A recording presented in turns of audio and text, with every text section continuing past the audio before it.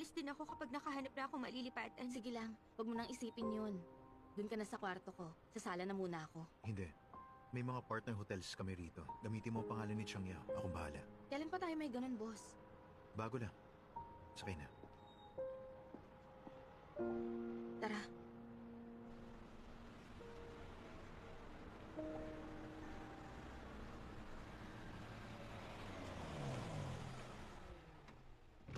Dito na. Boss, tutulungan ko lang siyang mag-check-in. Tara. Tara. Dahan-dahan.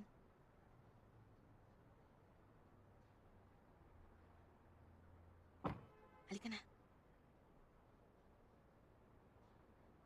Hintayin mo ako sa lobby. Saglit lang.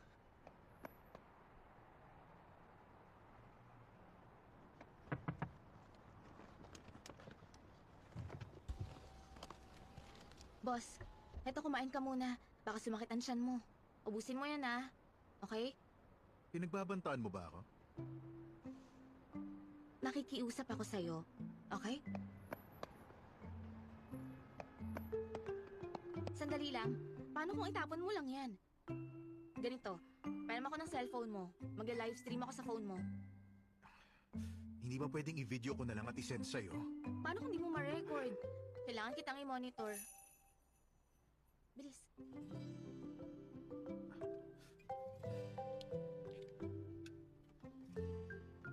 Ang kulit mo.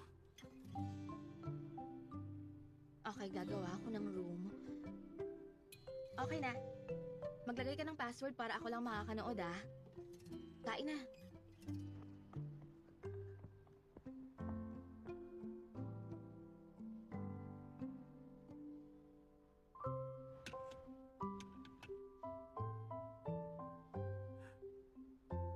Nagmakaawa ka.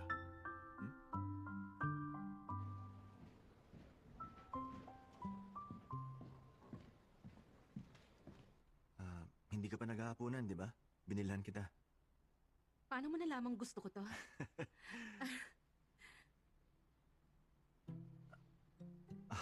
Kanino galing yan? Hindi ba ako pwedeng mag-order? Sabagay. Sige, kain ka na. Huwag kang papagutom. Sabay na tayo. Sige.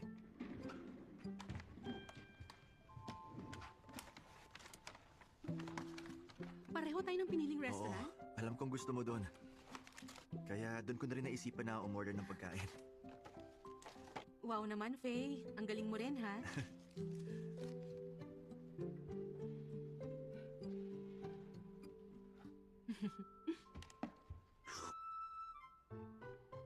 Paano mo nalaman gusto ko to? Hindi ko alam. Bakit mo yan in-order? Masyado maalat to. Sa iba ka na lang umorder. May problema ba mata ko? Text mo si Chang Yao. Text mo na ngayon. Ako na lang. Mang Ting, hinanda ko na ang mga kailangan mo. Magsabi ka lang pag may kulang, ha? Okay na.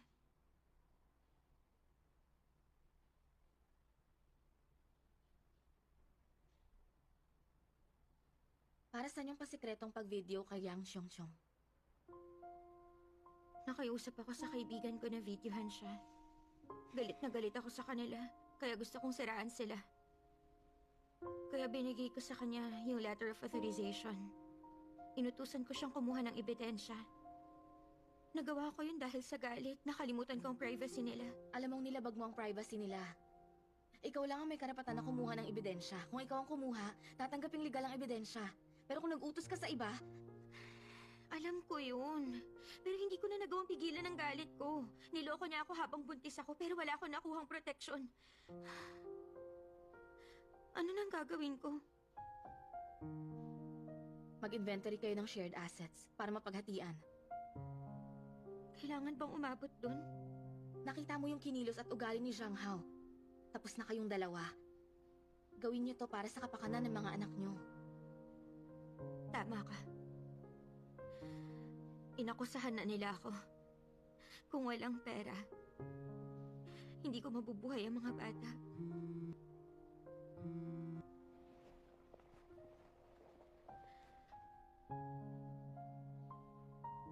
Ting-ting, text ng text yung kasamahan ko. Lalabas lang ako para di ka maabala. Sige. Magpahinga ka na. Tawag kapag may kailangan ka. Okay na ako.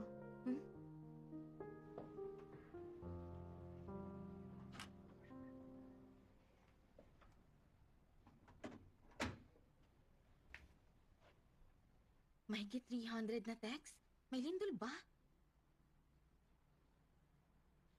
Changyaw, akala ko konti pa lang followers mo. Bakit naka-livestream si boss sa account mo? Sabi ko maglagay siya ng password eh. Huwag mong sabihin hindi niya ginawa. Kayo lang naman ang nakapanood, di ba? Oo, nung umpisa. Ano bang sinasabi nito? Anong ibig mong sabihin? Anong nangyari? Bigla na lang dumami ang mga nanonood na babae. Sabi nila ang gwapo niya raw, gusto nila maging lugaw na kinakain ni boss. Nagpadala pa ng gifts. Hindi tayo pwede magpatalo sa mga outsider. Kaya sinabi ko sa buong kumpanya na magpadala ng gift kay boss. Dapat maging top 3 live streamer siya.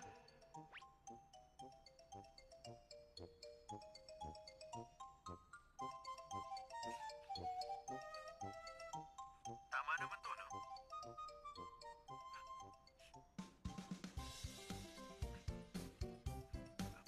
Special effect ba to?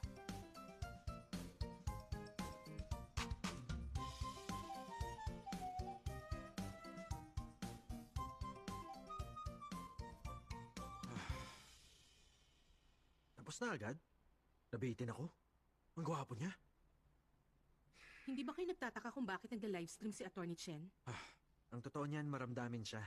Kahit magaling siya, hindi natin siya pinupuri. Gusto niya sa livestream siya purihin. Kaya niya pinilit si Chang Yao na pahiramin siya ng account ngayon. Kung ganoon, bakit account ni Chang Yao ang ginamit niya?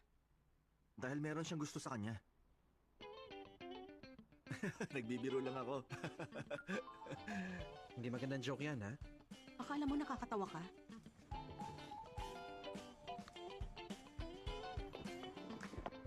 Boss, maraming nanonood sa'yo ngayon.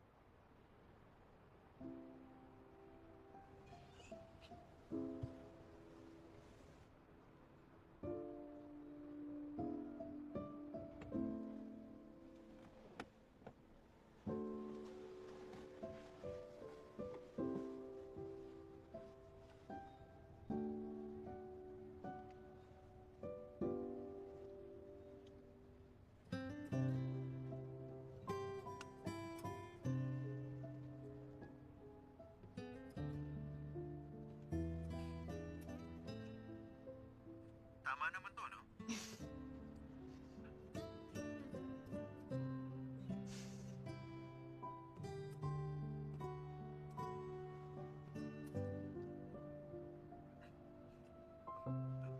Special effect ba to?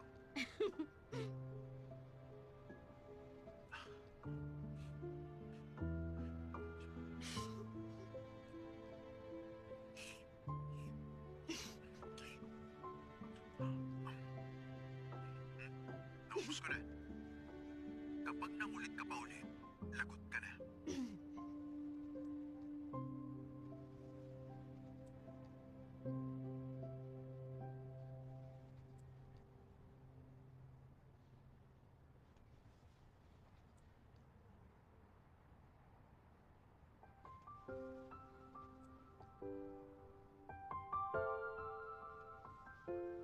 Pinuri ka nila dahil gwapo ka. Alam mo, siguradong mauhusgahan ka nila kung hindi ka ganyan kapogi, boss.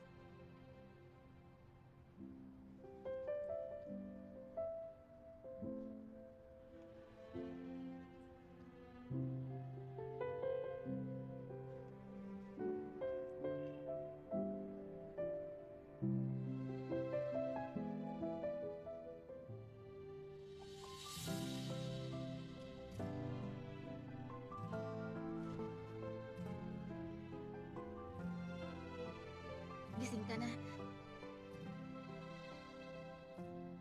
Wala akong ginagawa, ah.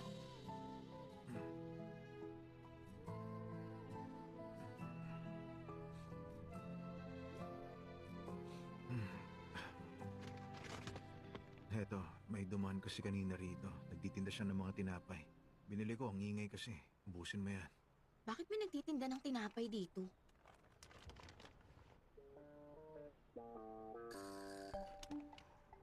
Tatahimik na ako.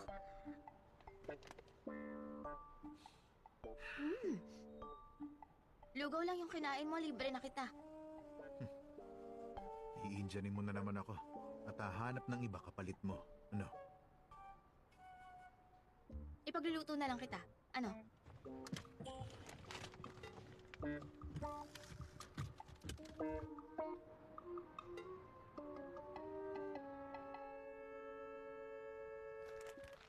Ito na lang ang meron. Ito na lang. Maglalagay na ako ng itlog at sausage. Masarap din to. Sa tingin mo bagay sa style ko ang junk food? Yung tonic, gusto mo initin ko pa? Masarap yun, may mushroom pa. Hindi na kailangan. Ako na lang kakain ito. Next time na kita ililibre.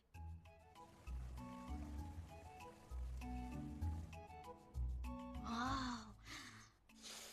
Ah, ang bango.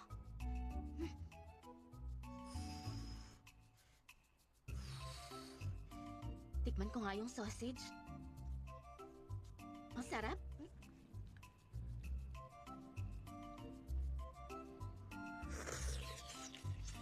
Mm.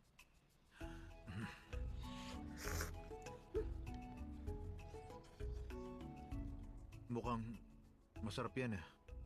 Hindi pwede sa'yo to. Hindi ko dapat sirain ang malinis mong tiyan, boss. Mahirap na.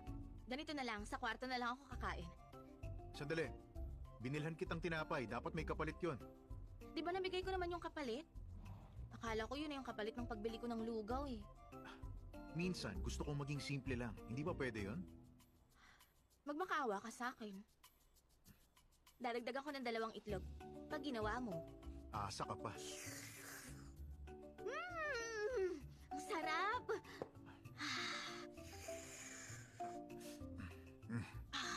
Ang bango.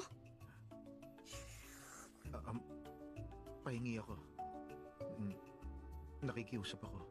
Gusto ko may itlog at sausage. Sana sinabi mo agad. Ang cute mo. Wait lang.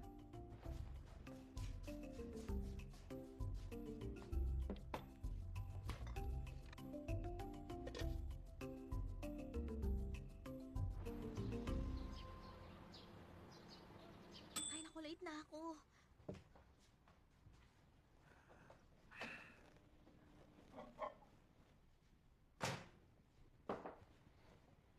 Boss, nandito ka pa? Nasa office ka na dapat ng ganitong oras ah. Bilisan mo. Ayokong mali. Ha? Sure ka, pwede ako sumabay? Pero maamoy yung baon ko.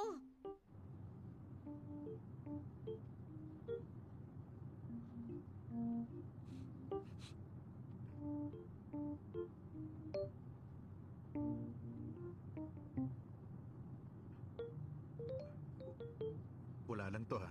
Employee benefit to. Salamat sa pagsabay sa akin, boss.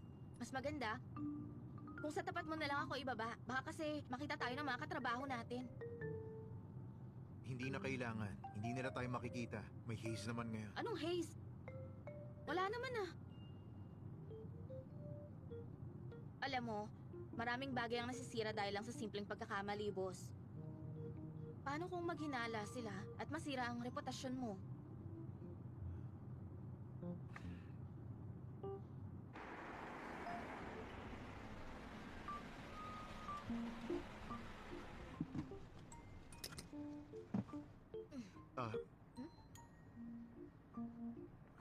Wala.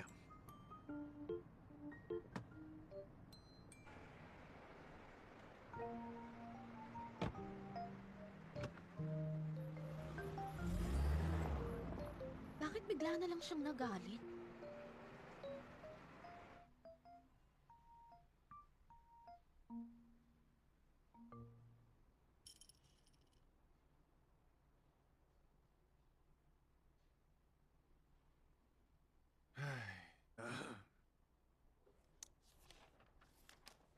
Uncle, handa ng regalo mo kay Attorney Lou. May dinner reservation na rin. 7:30 ang dinner nyo. Si Attorney Lou, ang main judge ng Golden Scale Award, ha? At siya rin ang pinakamahusay. Umayos ka mamaya sa dinner, ha? Huwag ka mag-alala, Uncle. O, tara na.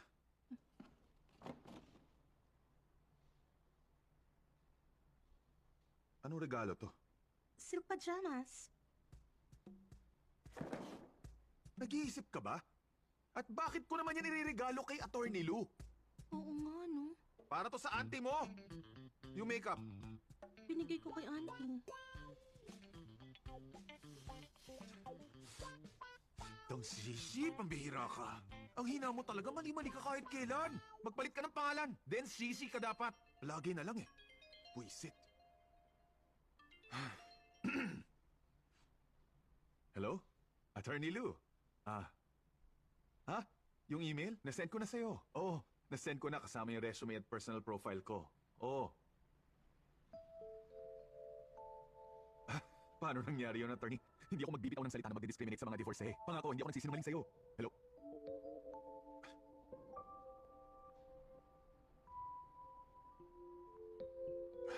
Tignan ko nga to. Malaki ang kakulangan nung iniwan ng asawa. Kaya naman ba't ka nagmamataas ko? Ikaw naman na iniwan. Tingin mo, special ka? Modern woman ba ang tingin mo sa sarili mo? Paano niya nagawang sabihin yan?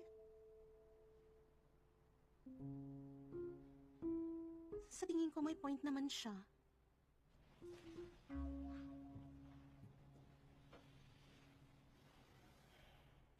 Chongxi, humanda ka.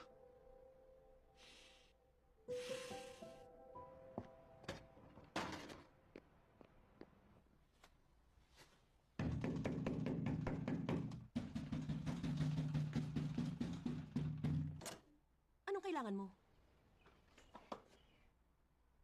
Gusto mo magtalo sa labas? Sige, parinig natin sa lahat!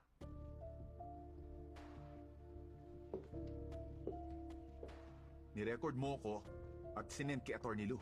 Ang kapal na mukha mo. Kaka-divorce lang niya. Alam niyang nararamdaman ko. Ang masasabi ko lang, isip bata ka pa rin hanggang ngayon. Alam mo, kahit ba wala pa yang si Attorney Lou, marami pa rin akong suporta. May asawa rin ang ibang abogado. Kung wala, may mga nanay sila.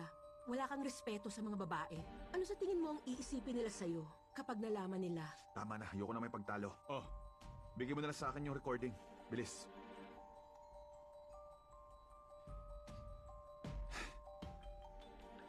Kamusta si Chang Yao? Okay lang ba siya? Ay, ang balita ko, nasa Chunhang firm siya. Ayos din yon. Bilang ate niya, tulungan mo siya. Gabayan mo siya. Sabihin mo mag-iingat siya palagi. Sayang naman kung masisira ang reputasyon niya. Hindi siya makakaligtas pag nangyari yon. Kung ganun, sabay tayong magdusa. Wala nang mawawala sa akin. Eh paano ka, Attorney Dang? Marami kang pinagmamalaki. Lahat ng dumi ng nakaraan mo pwedeng maging skandal kapag pinagkalat ko! Attorney Chang? Kailangan kong tulong mo. May ginagawa ka ba? Pasok po kayo.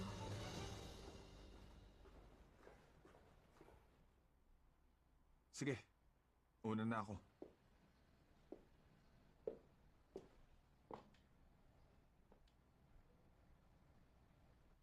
Changshi, mag-iingat ka. Pati yung kapatid mo.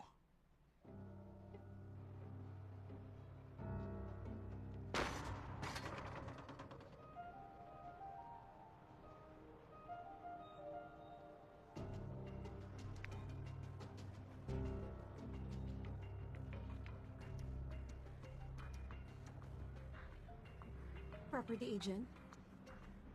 Hello? Gusto kong lumipat.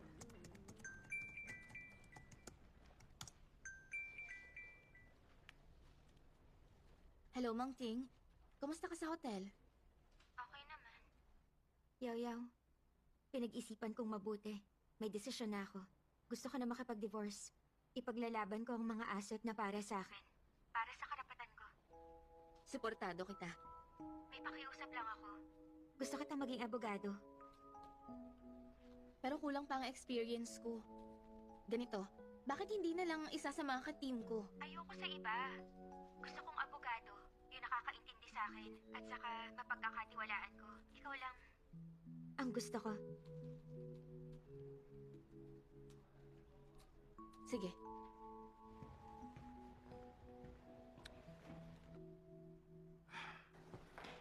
Hi, boss. Pasok. Anong gusto mong dinner?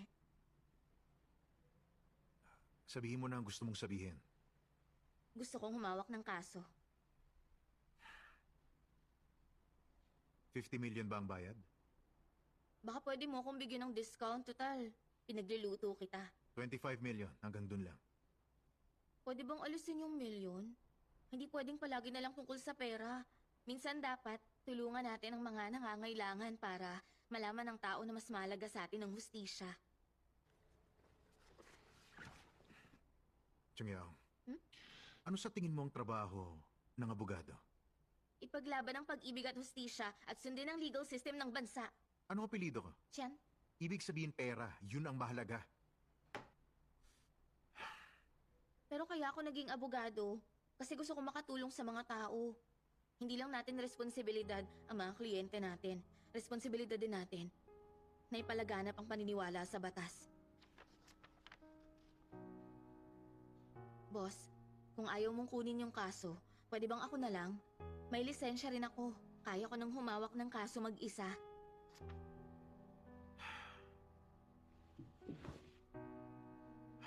Chungyao, Hmm? yung sinabi ko kanina, sinabi ko yun bilang boss mo. Kung ako ang tatanungin mo, hindi ko isasuggest na hawakan mo ang kaso ni Mang Ting. Sa tingin mo baka madala ko ng emosyon ko dahil ang kaibigan ko si Mang Ting? Oo. Baka maipit ka sa isang kasong hindi mo kayang maging neutral. Hindi mo mapag-aaralan ng mga detalye. Pero kaibigan ko si Mang Ting. May hinaharap siyang lawsuit. Maaalala ko yon bilang abogado. Para sa'yo kahinaan ng pagiging sensitive. Pero minsan, pwede natin yung maging lakas. Halimbawa, kung magiging cold tayo kapag nag-breakdown ng kliyente natin, mawawalan sila ng ganang makipag-usap. Ipaliwanag lang natin sa kanila ang lahat para mas maintindihan nila ang sitwasyon at magtiwala sa atin. Boss, ba't natahimik ka? Hindi ka takot? Hindi. Gusto kong tulungan ang kaibigan ko. Lumapit ka kapag nagkaroon ng problema. Huwag mong sirain ang reputasyon ko. Salamat, boss. Balik na ako.